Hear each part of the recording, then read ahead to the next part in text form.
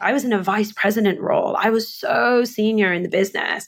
And still, I found out, my role was impacted. And, suddenly I was not a vice president in a big tech company anymore. And I think that shift of power and status and identity is difficult. Before we start today's episode, I wanted to say a big thank you to our series sponsors, Alchemist.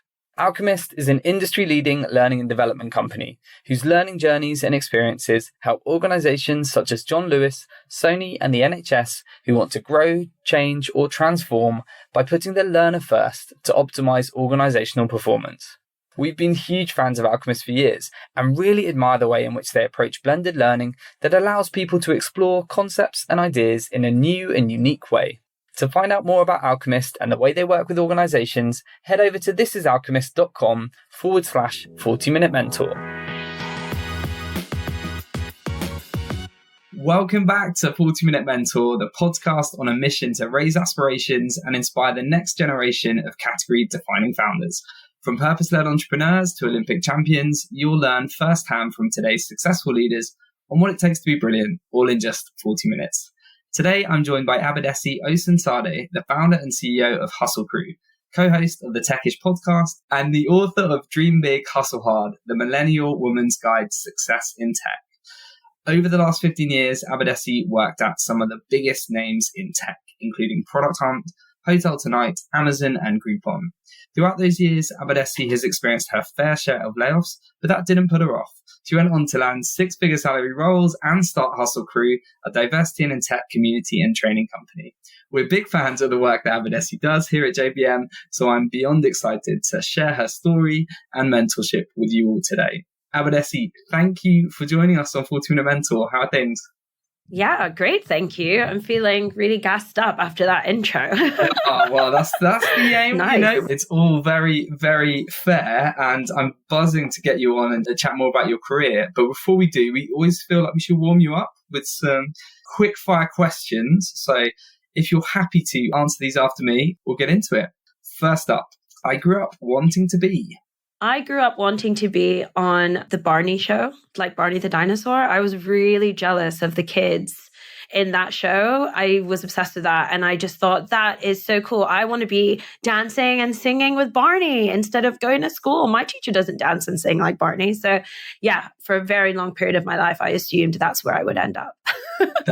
What a great answer. And I must say, I did like Barney. He was the big, purple, very smiley, very happy dinosaur, wasn't he?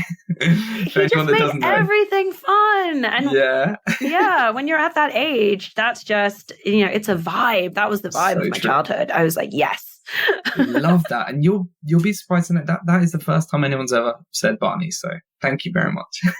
I love firsts. A misconception people have about me is... Ooh, I think a misconception people have about me is that I'm a very serious person because I work in the space of, anti-oppression. And of course, oppression is a very serious thing, but I am not that serious person. Like I spend a lot of time watching stand-up, trying to make my husband laugh, trying to make my friends laugh. I'm actually quite silly.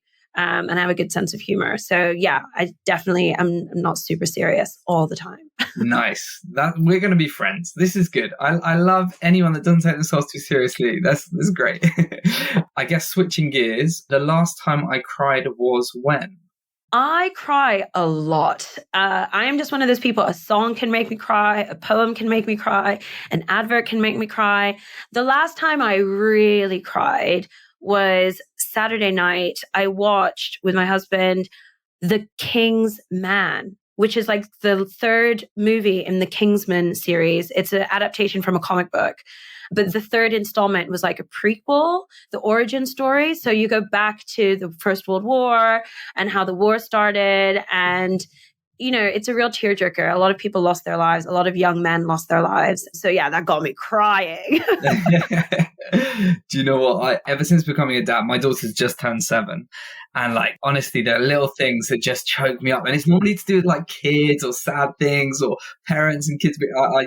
I'm forever watching stuff and just my wife's like, are you crying again? Are you okay? And I'm like, no, it's just, it's just that there's dust in the in the room. Yeah, I'm with you on that.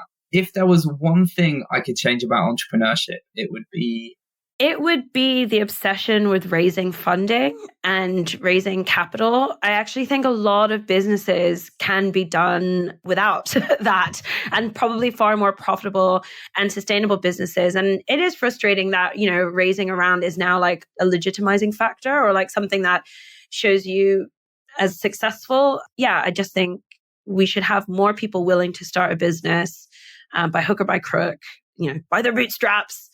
And that shouldn't be something that's frowned upon or seen as like, oh, well, you failed to raise funding, so you bootstrapped. I couldn't agree more. As a bootstrap founder myself, this series, we've made a real effort to sort of highlight the stories of as many bootstrap founders as possible.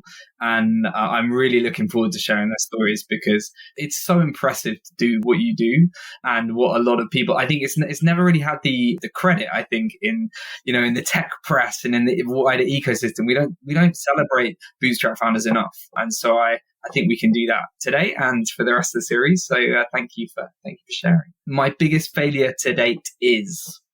Ooh, I reflect on my failures a lot because of, my belief in the growth mindset. So I'd probably say that my biggest failure to date is my inability to validate myself internally, like 100%. Like, I wish I could be the person that just wakes up and it's like, I'm doing me, and that's the only view that matters. I care about what people think. I care about what my husband thinks, care about what my family thinks, care about what my customers think, my followers, my team. One day I hope to be Buddhist Zen-like state of no ego. But my biggest failure today is I still have an ego, and I still care about what others think.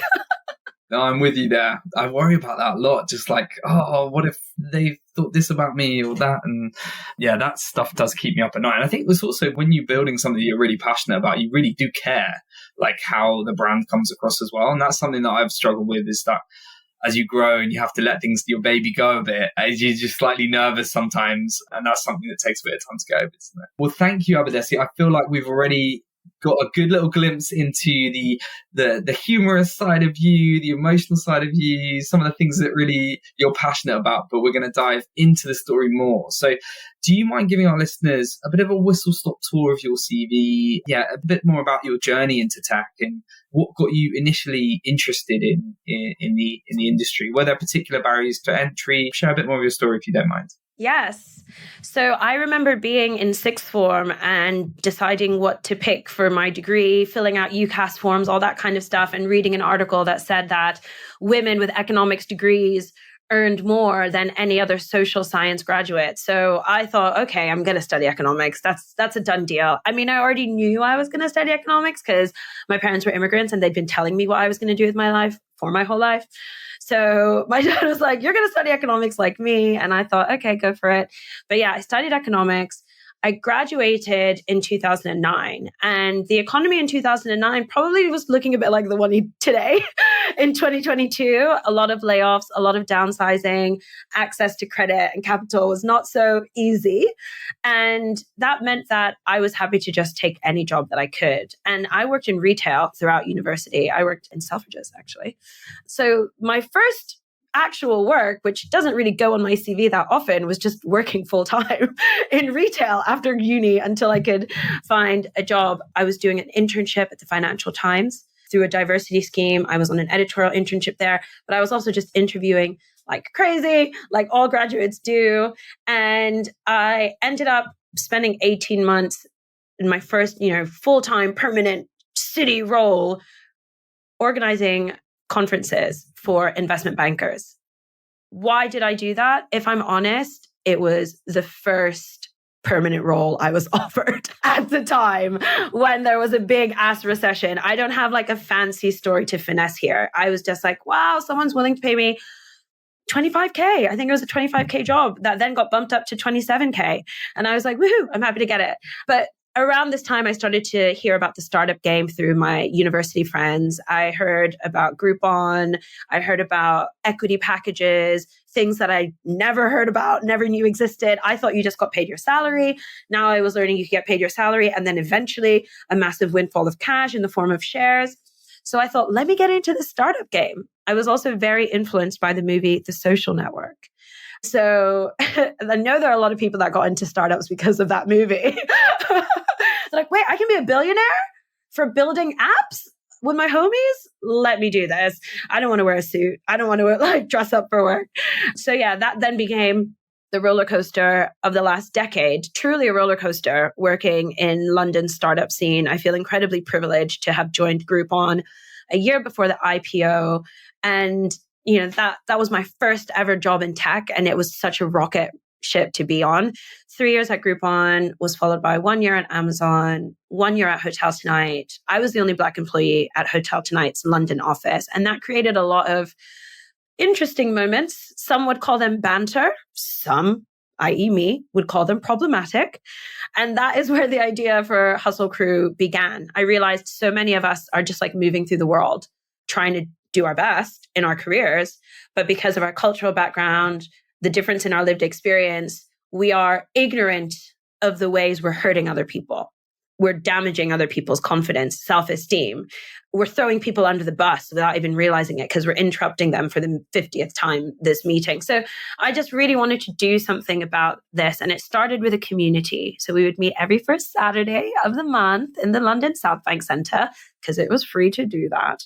And it would be me and anyone who had found me on LinkedIn or through my email list, come along, underrepresented people in tech, women, people of color, whatever. Let's talk about what we want to get out of our careers. Let's help each other. Let's level the playing field and use our network, use our connections. And now 6 years later, we've been able to turn the insight from our community into training programs that everyone from NHS to Stella McCartney, Bloom and Wild, all plants have been on a training program that makes those employers more inclusive so that they can retain amazing people like me and, not have microaggressions, not have banter that's actually racist, sexist, or harmful. So yeah, it's been a very interesting ride. And, now I'm here with you. And we're going to talk much more about Hustle Crew and all the work you're doing a bit later. I love it. By the way, I just think it's so important and such an impressive evolution, which I'm sure was a lot of hard work, blood, sweat and tears. But also as somebody that graduated in 2009 and who went through that whole experience of trying to find a job and ended up falling into recruitment, I just remember that time. It wasn't easy. You wear lots of different hats. So founder, you're a board trustee, angel investor. I just think we're big advocates for portfolio careers and we've created a whole business around that, actually, our JBMSOS business unit. And we're seeing this huge appetite for trying new things and having lots of variety. So how do you balance those roles? And how do the combination of all those different things make you a better leader when it comes to your kind of day job? Yes, I'm definitely still learning how to balance all the different roles well, because, as I get older and wiser, I start to realize just the way that we've been designed biologically as human beings, as animals, it's actually really hard to excel in more than one thing, right? And at the moment, I'm keen on being an excellent entrepreneur, which means that I probably will not be as excellent in the time I can give to my angel investments or my board commitments. But what has worked for me in terms of balancing out all of the different roles is having a clear expectation of what people want from me as I engage in all of those partnerships and all of those dynamics. And the case is such that most people rely on the same part of my expertise. So in most of those cases, people want to know how to build community in as inclusive and representative a way as possible. So what's kind of fortunate about the fact that, yes, I sit on boards, yes, I'm an angel investor, I'm advising to startups. It's often around the same themes, and that's where I add value. So that's been something that's actually really helpful. I'm kind of having similar conversations just to different audiences. And I think that means that it's not so much of a burnout or a chore. It's kind of recycling information that then becomes kind of a lower mental load, but still as valuable to the people that you're sharing the information with. So that's really what's been helpful for me, being really clear and I'm coming into this role to share my expertise on this narrow topic. And if it falls outside my wheelhouse, being open to say, do you know what? I'm not the person to answer this question, but I know someone who is. Or if I don't know someone who is, just be like, I'm sorry if that's not helpful, but there's no point in me like spending energy answering a question someone else is better, set up to answer. And I think all of those different roles expose me to different types of people, and that keeps me grounded and that keeps me open-minded.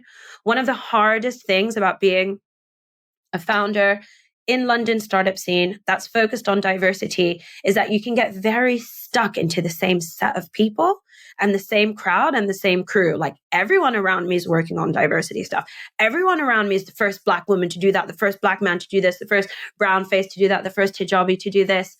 And then you're almost stuck in this little echo chamber where everyone's super woke and super progressive and super liberal.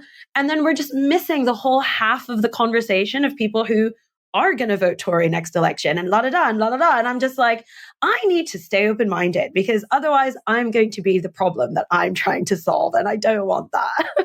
It's so important. And I just love your advice there. I think a lot of people listening will benefit a lot from that if they're thinking about doing similar sorts of things. I guess when you hear angel investor and board advisor and stuff, you'd think, Abadesi, she's had a great ride. She's doing all these incredible things, but people probably don't realize that you've experienced being laid off twice in your career, one very recently.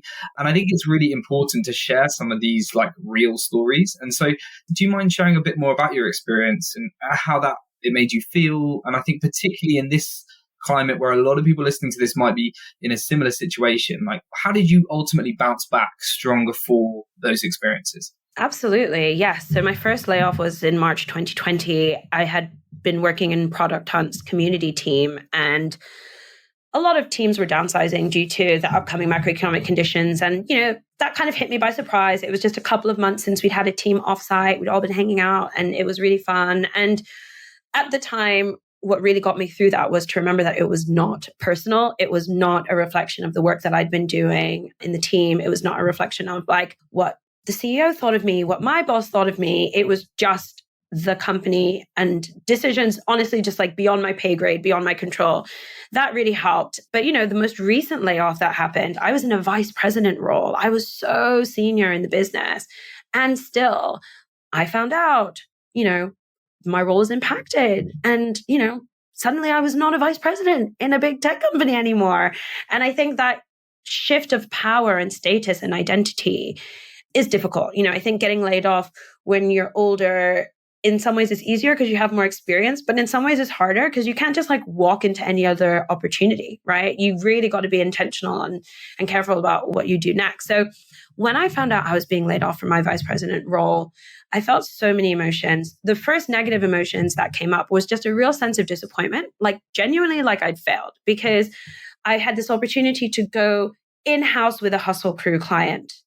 A role was created for me in 2020, like many roles like that, created to respond to this trend, to this movement, to this shift in expectations. Staff, customers, everyone wants to know, what are you doing for underrepresented groups? What are you doing for Black people? What are you doing for women, people with accessibilities, LGBT plus? Tell us what you're doing. Tell us how you're improving the world for them. And it was so exciting to be in that role. And I really was in two minds as to whether I should take that role, because I was like, oh my God, no one can ever succeed in this role, right? It's like, who wants the job of fixing the world? It's like a job that no one can actually do, right? So it's just like, do I want that job? I don't know if I want that job, but I felt that the opportunity was really great. And why I was so disappointed when the role was made redundant was because I knew in my heart that I did not have enough time to make the change that I wanted to change when I agreed to take on the role. I think when I agreed to take on that role, I just assumed I would have at the least 3 years. In an ideal world, 5 years. I kind of thought, wow, 5 years of consistent change recruitment, change this, change that. That is a legacy that I'll be proud to leave behind. And it's sad when you go into something with the idea of a legacy and then that gets cut off from you. But then as time went on, I started to realize the reason I get laid off a lot, or the reason things don't go my way a lot, is because I take risks.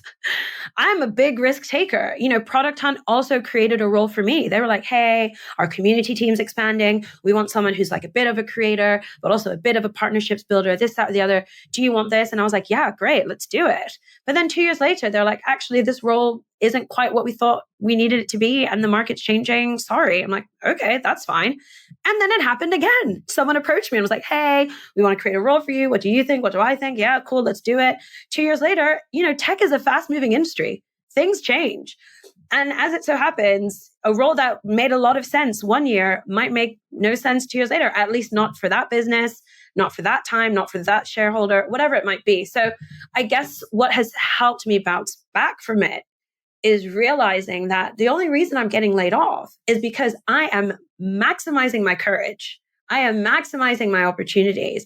I am really going for it. Maybe a little too much. I don't know. But I'm going for it enough that I'm being let down and I'm experiencing letdowns, because you're only going to get let down if you're shooting for the stars, right? If you're like reaching for the top. So every failure for me is a reminder that I will not rest until I have turned over every possible opportunity to make myself a millionaire so I can look after my loved ones and they don't have to work. I love that. I love that. Maximizing courage. I'm going to use that. I just think that's such a brilliant way of framing this. And I think, look, and I see this from different sides, given my job as a headhunter in tech, it's always horrible talking to people that have been in this situation and are struggling with it. Obviously doing our utmost to support them with what next. I've also, as a founder of a startup business, had to make these difficult decisions as well. And things do change quickly, and it's never been personal. And it's the worst part of my job, to be honest with you. It's the thing that I've found the hardest. But I think knowing that it isn't personal when it comes to things like a macro, a big global recession. And I think if you can take some of what you've just shared in terms of how you frame it, I think that will really help. I think that will really be useful for a lot of people listening. So thank you for that. I think it's not a topic that we all feel that comfortable talking about. I think historically, it might be a bit awkward, understandingly. I think pride can be dented. How can we normalize this conversation a bit more, especially when, I guess the reality is this is affecting a lot of people up and down the country. So it is something we should probably normalize and talk more about and, support more people with. I agree with you. And a lot of people in the Hustle Crew community have been impacted by layoffs. It seems like statistically many more will be as well, like you said. And I think one of the things that we've been trying to do with our training that we've got on at the moment, Layoffs to Lemonade, #Layoffs to Lemonade, quite proud of that campaign name, is show people that these letdowns and layoffs and negative moments can actually be the start of one of the most exciting career chapters of your life, because it is from that place of low energy, low confidence, that in a way you're almost building from scratch and building from, anew, right? So instead of thinking like I was set on that path, I knew where I was going to get. I was a junior product manager, going to get promoted to product manager, then get promoted to senior product manager. Now that you've been knocked off that path, you can have a very honest conversation with yourself. Did you really enjoy that role? And did you really enjoy that vertical? And did you really enjoy that team and that culture? And you don't have to pretend that you liked it anymore. Like, I think back on the fact that it's been months since I moved on from my VP role. There was a lot about that company that I loved. There was a lot about that team that I loved. Did I love everything? Of course not. Now, at the time, I couldn't say that. Well, one, because I was in too senior a role to admit those things to the people below me. Part of your job as a vice president is to toe the party line. But also, I couldn't admit it to myself, because if I admitted it to myself, I would be a sellout. I would be someone that was doing a job that they didn't fully like because it paid them well, telling people on social media to only do jobs you really fully like because your life is worth more than that. The hypocrisy of it, Now, as time's gone on, I can look back and see, I was like, okay, I was a little hypocritical there. I'm not throwing shade at my past self, but I've just had, the privilege of time to reflect and zoom out. So, the reason I'm being very honest about everything that I felt is because I don't think any of those feelings are anything to be ashamed about. I think all of those feelings are real. All of those feelings are valid. Feeling conflicted while I was in the role about whether there was a disconnect between who I really am and who the person is that I'm putting out on social media. Feeling conflicted even now as to when will I start to feel fully positive about everything that I experienced and let the sting of the disappointment fade away. Like, I'm exploring these questions in real time myself, right? Like, I am also trying to learn, but 100% what has been helpful for me is telling the story. I will tell the story. I will shape the narrative in a way that makes sense to me. I will frame it in a way that makes sense to me. I will choose what to share. I will choose what to keep private and what to keep secret. But the more I talk about it, the less power it has over me. The more I talk about it, the more it's just another story I'm talking about, like what happened when I went to the supermarket earlier today. Just another story, not that exciting. And I also hope that if I talk about it, then someone who goes, oh my gosh, that's so interesting. Like, I can relate to that. I feel less ashamed now about my own conflicted feelings or my own disappointments. A lot of people don't want to talk about being laid off because they feel like someone will think like, you are clearly not good at your job. Why did they lay you off? What did you do? The definition of a layoff is literally such that it has nothing to do with you. It only has to do with the business. I wasn't fired for gross misconduct. I didn't pull a Harvey Weinstein or a Prince Andrew. I literally just had my role impacted, nothing to be ashamed about. So I think we just need to like remind people like being fired is very, very different to being made redundant or being laid off. Absolutely. And I can understand that pride can sometimes, can be dented there. But I think the more we talk about it, the more we realize that this is sadly not going away. Like, this is part of business. Things change. If companies don't sell enough products or if they don't raise the funding they're supposed to, these things do happen. I think it's part of the risk that comes with startup life. It doesn't make it any easier, but I think by normalizing the conversation and framing it like you're doing so, I think it'll be a lot easier to process that and hopefully move forward from it quicker, which I think is a big part of this. Is ultimately, I always hate when you can see somebody that is almost just in a bit of a vortex of anxiety or, around a decision that has happened that's totally out of their control. It's got no reflection on their abilities at all, but it holds them back from like going out there and finding the best job. And I think that's something that we need to hopefully help people with so that doesn't happen again. I'm getting so much energy from this conversation because I know it's needed right now. And I think there's definitely kind of another part to this, which is once you've maybe kind of processed being laid off, then you've obviously got to figure out what you want to do next. As you said, this could be the start of a new incredible adventure. Have you got any other advice around how to figure out what's next? And is there anything particular that helped you when you've been in that situation? Yeah, I think what was helpful for me was thinking about like the moment in history that we find ourselves in as a generation of workers, right? Like, we are in this really unique moment in time where career has so many meanings.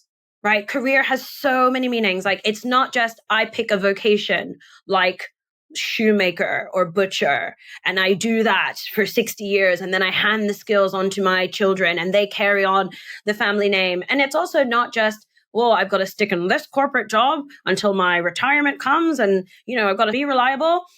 You can literally do whatever you want, as much as you want, as little as you want, as many hats as you want, 1 hat, 10 hats, doesn't matter.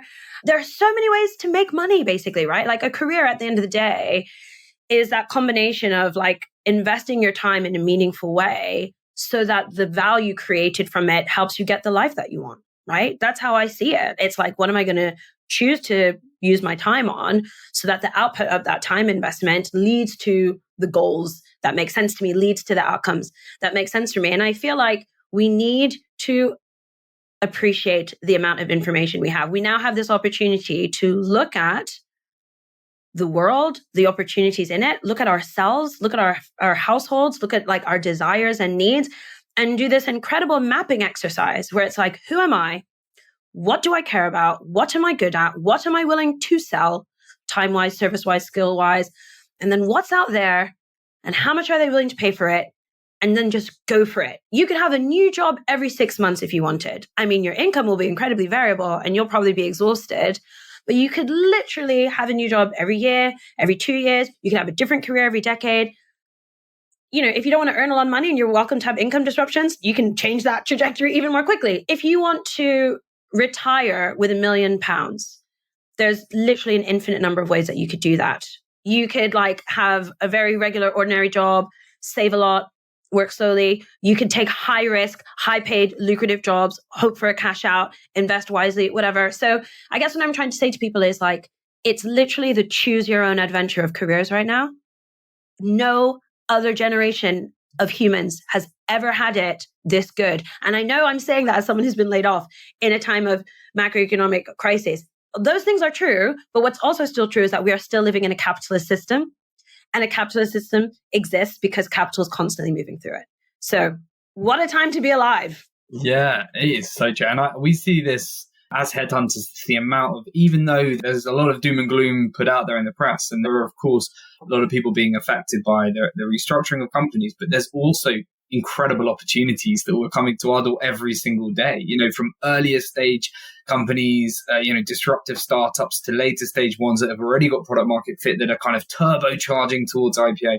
There is really a lot there. And then there's a lot of people that are using this time to create new businesses or have ideas or embrace that portfolio career and actually, find a new way of working, which I think is going to become even more prevalent. So I completely agree. And I really hope anyone listening to this doesn't feel too doom and gloom about the opportunities, because they are out there. And as you said, I think a lot of it's leaning into that and embracing it. I just wanted to take a quick minute to tell you about another podcast that we think you'll really enjoy. If you're fascinated in the world of entrepreneurship, love hearing the stories of people building amazing businesses, as well as the inside stories of the tech companies that go wrong, check out Startup Europe. This podcast from the team at Sifted covers the biggest news coming out of European tech and startups, spotlighting the companies that are winning investment, as well as lifting the lid on the scandals hitting major names in the sector. You'll hear punditry from Sifted's journalists and interviews with established names, as well as the up-and-comers who are building the companies of the future. If you want to keep up with what's going on in the world of entrepreneurship in Europe, we think you'll love Startup Europe. The other side to this, I guess, discussion is on the founder side, having to make these decisions like I have had to in the past. It's never fun. From your work with Hustle Crew and your experience of working with founders of companies, like having to manage these layoffs across their team, is there any particular piece of advice? Because we get a lot of founders that listen to this about how they can best support their team, behave in the right ways around this sort of difficult decisions and time. So I think when you're a founder and you need to go through layoffs or you need to go through like big decisions in your company, it's so important for you to have someone outside that can help. Like in my case, I have a coach. So I work with a coach and he's really, really helpful. Carl Martin, highly recommend him. Check him out on LinkedIn. His company PeerPod, not only coach individual founders, but they also coach teams. So for us to have had that space created to have difficult conversations, for me to practice difficult conversations, but also for me to just offload about feeling like a failure or feeling like I'm a mean person or, taking back negative experiences that have come out. I've let people go from my team this year as well. It doesn't always go well. People get hurt. People say things they might later regret, but they're still said. And yeah, having external support is really, really incredible. So I think that's the first thing, because founders, let's face it, we are the worst at looking after ourselves. We look after everyone else first, and whatever energy is left, we do some more sales. So we are really bad at looking after ourselves. So yeah, making sure you're looked after is so key. Professional help, ideally, and certainly personal help. Like whoever are your trusted people, your partner, your friends, your family, let them know you're having a hard time. Let them know there are really talented people that I now have to let go. And that's really sad for me and my business. And you're going to be grieving, basically. You're going to be grieving this decision. You're going to be grieving this loss. And it's really important to let people know that you're just going to be grieving that thing. But the third thing I'm going to have to say is how sad do you think Elon Musk felt when he laid off all those people from Twitter? Now, I'm not saying I aspire to be Elon Musk, but what I am saying is sometimes as founders, we forget that if we really want to be successful, we have to thicken our skin. We obviously don't have to thicken it to the point where we are desensitized, billionaires. We don't want to be that. I don't want to be that anyway. I'll speak for myself. I don't want to be that. But I also need to be willing to give something a finite amount of time for me to worry about it. And then I need to be willing to move on. Yes, it's sad that I have to lay people off. Yes, it's sad I have to let you go. Yes, it's sad that person gave me horrific feedback about the type of manager that I am. But I've thought about those things for 3+ hours each, and I'm ready to move on. I need to move on. Thinking about that for 30 hours will not change the fact that it has happened, and it will not help my business moving forward. So let me just put a time limit and thicken my skin. It's brilliant advice, and something that I have suffered with over the years. I've kind of catastrophized and overthought things, and I guess I care, but frankly, it doesn't really do me much good to go over and over it in my head. So I need to hear that advice myself. So thank you, Abadesi.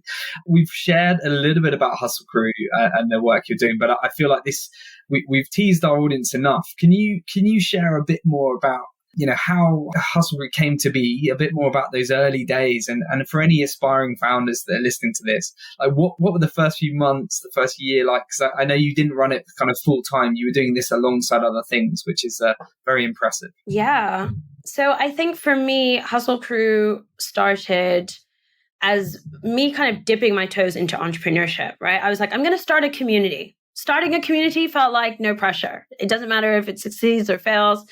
And, by that point, I'd done some events in my previous life as a blogger and all these kinds of things. So I kind of had the foundation for that. And, like I said, I was in a really low place, self-esteem wise and confidence wise, because I had just come out of a startup job where I felt isolated, excluded, and alone for so long that by the time I left, I didn't really recognize myself, if I'm honest. So a big part of the early days of Hustle Crew was also just trying to find out who I was again and trying to find that really excited, passionate, techie startup enthusiast.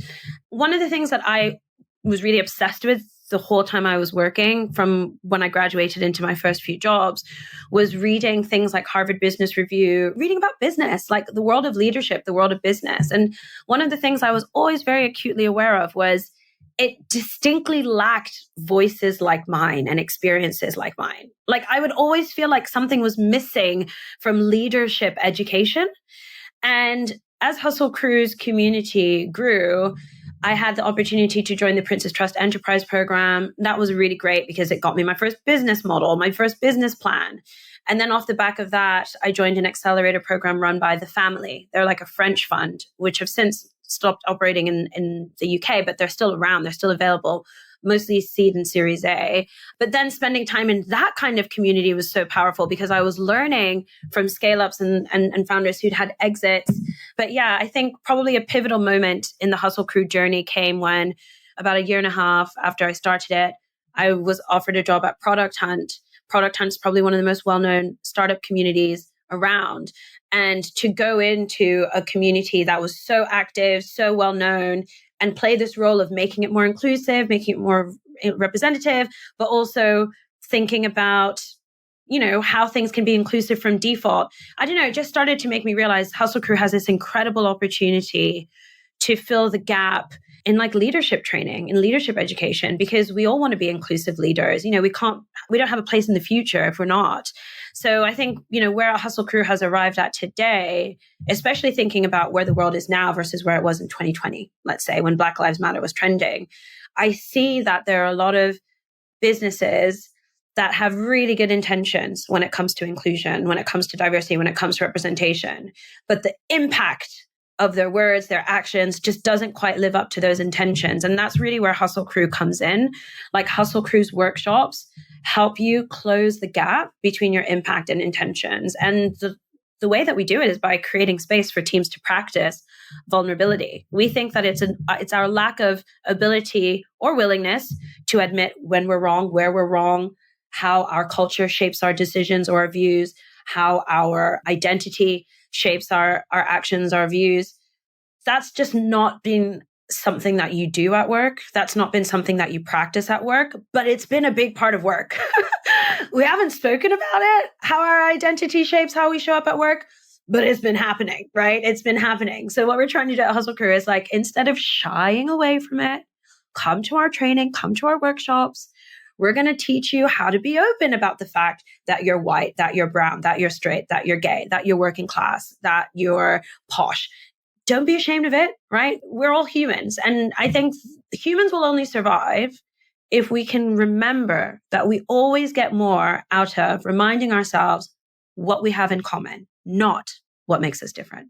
So true. No, thank you so much. And you've clearly, you've evolved this from this side hustle to working with some of the biggest brands out there, the Bloom and Wilds. You mentioned All Plants, the NHS, Sky. I mean, it's so impressive. And I think also very inspirational for anyone else that might have a little side hustle at the moment that, something that somebody's very passionate about, and maybe it's building a community. And just the way you've taken the business, I think is incredible to see the evolution of that. And I think a lot of that seems to be at the heart, is community is at the heart of that. And you've clearly, and I know firsthand, from our own efforts to build community, and we've really invested in that in the last year. My colleague Alice has done a fantastic job in the last year of evolving our community. But I know how hard it is, and I know it takes a lot of time. And there are a lot of people out there, a lot of founders out there that talk a good game about being community first, but it's very one-sided and maybe not truly a community. It's maybe more of a way to sell in a product or service. So just if we give some tips to anyone listening, or are there any pointers we can share just to help emulate your success in building a meaningful community that kind of stands the test of time? Nice. Yeah. So I think whenever I think about what makes meaningful community, I think of that famous Paul Graham essay, the founder of Y Combinator. And, he's a prolific essay writer. And the one that stands out the most for me is an essay called Do Things That Don't Scale. And if you're a founder and you haven't read that, it's about to change your life. And in it, he talks about the fact that some of the most valuable ways you can interact with your customers are actually really hard to scale, right? Like a handwritten thank you note, or, remembering that their, client pitch is about to come up and just reminding them hey, I hope that goes well. Let me know how it went. A lot of the things that make you memorable and that create that connection with someone, authentic bond, you can't scale them. You can't productize them. And so there's something that's inherent in community building that is at odds with business building, right? Because business building is about scale. Business building is about replicable tasks and processes. So, when it comes to community building, for me, it's not about size. It's not about numbers. It's not about how quickly can we get to 1 million members of Hustle Crew, all the things that people want you to do.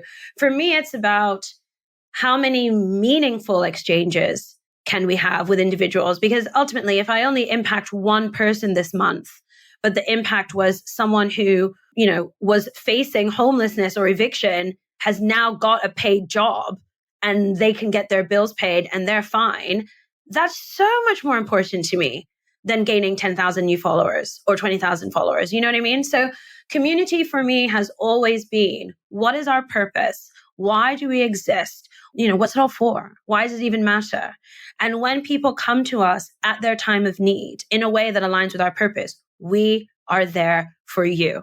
And that means that we have also had to learn to be clear about what's not our purpose. There are many people in our community who are not satisfied with the content we're putting out and with the work that we're doing, because it's not very relevant for them, but they're also not our most target community member. I started this business for people like me, because if Hustle Crew existed when I worked at HotelTonight, things would have ended very differently. I would have gone to my community for help. I would have been given a playbook for how to, bring this up with my manager. I would have been given guidance. I would have been given coaching, support. I would have had people cheering me on. Maybe I would have quit months earlier instead of quitting at a time where I was already really in a low place. So yeah, I just think, unfortunately, if you're serious about doing community, it is going to be doing things that don't scale. Look at Ryan Hoover of Product Hunt. In my view, one of the most prolific community builders in tech, one of the most active community builders. Having worked with him for so many years, I saw him replying to community members. You know what I mean? I saw him put the hours in engaging with people, taking calls with people, understanding how to make the product better, inviting people out for coffee. The way to build a good community is by investing your time into nurturing that community. And we all want a time, quick way to build community. It's not going to happen. It's not going to happen unless you're willing to put in the time, unless you're willing to do things that don't scale. Do you know what? Don't build a community. Not everyone needs a community. You can have followers, you can have an audience, you can have an email list. If you're not in the education business, especially, why would you make a community? Hustle Crew's always been about education. It's always been about exchanging the most relevant fact at the moment when you need it, because that's the make or break between you getting a job or not. A lot of people in Hustle Crew are the first people that went to university in their family. They're helping their parents. They're helping their family members. Our careers are everything, not just for us, but for our whole network. So, community is big, and we've been through stuff together. But not everyone needs a community, because it's a labor of love, for sure. And that's a very important maybe takeaway for a lot of people listening, that maybe it's okay not to build a community. I think when some of these things become these buzzwords and everyone feels they have to build one, well, actually, you could end up wasting a lot of time because it might not be right for your business. And you might not be the best person to build a community. Maybe there are other people out there that are just better suited to doing that, and because it's, whether it's education or something similar. I think that's a very good point. Abadesi, we're running out of time, Sally, so I'm going to quickly pick your brains on one more thing, and then we'll get into our wrap-up questions. But we speak to candidates all the time that want to get into tech. And I know you've published a book, Dream Big, Hustle Hard. You have a podcast, Techish Podcast. There's lots of ways I know people can hear your thoughts on a lot of these things. So I really want people to go out there and check both of those things out. But I just wanted to pick your thoughts, particularly for anyone that's from a diverse background or underrepresented background that might be listening to this, about how to break into the industry, initially, which is often the hardest thing to do. Is there anything you just would leave our listeners with, just some thoughts or pointers if they're listening and want to become like you and have a successful career in tech? So if you're new to tech, and I would probably say this applies to like any level of experience, junior to mid-level, even up to like some senior roles. Like if you just want to get into tech from another background and you're underrepresented, a part of me feels like the most powerful advice I can give you is like just to get any job in tech and then use that as a learning opportunity. Like, do not plan to spend more than 10 or 12 months there. Just get any job in tech that will have you. Startup, scale up, mature tech company. Because once you've got a foot in the industry, you see it as an insider. And tech is a very different world as an insider than it is to an outsider. You start to realize the reality of it, the pressure, the goals, the deadlines, the chaos, quite frankly. Like, tech has some incredible PR. It's all, a hellscape and fires and everything inside, and with some nice bits, obviously. But yeah, I would definitely say just get in there so that you can start to learn what a tech career on your terms looks like. Because there's millions different types of tech careers, a million different ways that you can be in the industry, different roles, different, chaos levels. So sometimes the best way to get in is to just get in. And then once you're in, you can decide where exactly you want to be in it. Great advice, Abadesi. Thank you. With Sally at the end, so I've got 3 final wrap-up questions for you. In one sentence, what do you think the future holds for Hustle Crew? I want Hustle Crew to be the global standard in inclusion education. So I would love us to be quoted the way like McKinsey gets quoted when it comes to workplace inclusion. That's my goal. I love that. I'm sure that will happen. I just have a good feeling about this. If you could be mentored by anyone, dead or alive, who would it be and why? Oh my goodness. Wow. So many people immediately came to mind, Brene Brown and Oprah. I just want to be sitting on a sofa in the middle of the two of them. Do you know what I mean? Like, I was like, teach me how you communicate. Teach me how you model vulnerability and compassion. Teach me how you make humans feel so special. That is a superpower. Gosh, if I as a founder could walk into every sales call and make that person feel like the most important person in my life, I wouldn't be on this podcast because I'd be on my yacht with Beyonce and Jay-Z, just sipping champagne because I'm making so much money. So yeah, I want to be mentored by Oprah and Brene Brown. And also I want to be mentored by an activist. I want to be mentored by like Audre Lorde or Bell Hooks or Angela Davis, and just give me that pro-Black, intersectional feminist energy. Psych me up. Yeah. Yes, love that. I actually found out a friend of mine who is also a candidate that I placed in a job was mentored by Brene Brown for a period of time. I found this out the other day. I could not believe it. So we're definitely going to get him on the podcast to talk more about it. And I'm hoping one day I will have the great pleasure of inviting her on the podcast. We will see if we can make that happen. We'll see. Definitely a name for me, but those are brilliant answers. So thank you. And finally, what is the best piece of advice that you have ever received that you would like to pass on to our loyal listeners? Do you know what? Two things immediately scream to mind, so I'm going to try and squeeze in two if I can. So the first one is from a founder called Mark, and it is perception is reality. And that is the most important lesson of my early founder days. It didn't matter if I didn't have a lot of customers, if I wasn't making a lot of money, if I wasn't as big on my team as I thought it was. If clients thought I was. Like, all that mattered was how clients perceived me. And yes, that meant that I was emailing from aliases of first names that did not exist just to try and look like my team was bigger than it was. Perception is reality, y'all. And let's just say that won me work. So yeah, perception is reality. And then related to that, everyone's reality is true for them. And that's a really important one for conflict resolution. Like, you're going to get into conflict with a customer. You're going to get into conflict with a client. You're going to get into conflict with a team. It's not about who's right or wrong, because guess what? You're both right and you're both wrong. And just remembering that everyone's reality is true for them. We can walk away from this conversation with two completely different versions of events. And that's just life. That's part of the fun. That's part of the tragedy. But yeah, that's been really helpful for me to remember that two different versions, everyone's version of reality is true for them. Love that. Love that. Thank you, Abadesi. I've loved this. It's been so fun. And I'm sure you're going to have lots of people rushing out to buy your book. I hope lots of people will be getting Hustle Crew in to help them and their businesses. And I also hope you'll get lots more listeners for your podcast. It's been an absolute joy. Thank you for being a 40-minute mentor and sharing so much actionable mentorship with our listeners. This is what it's all about. So thank you so much. And we hope you have a fantastic 2023. I look forward to meeting in person before too long. Yes, definitely. Thank you so much. Really appreciate it. Cheers. I really hope that you found this episode useful, especially with the increasing number of layoffs that we're sadly seeing in the tech industry. If you think somebody in your network can benefit from Abadesi's incredible mentorship and advice, then please do make sure you share this episode with them. And if there's anything that myself or the JBM team can do to help, please feel free to get in touch on info@jbmc.co.uk.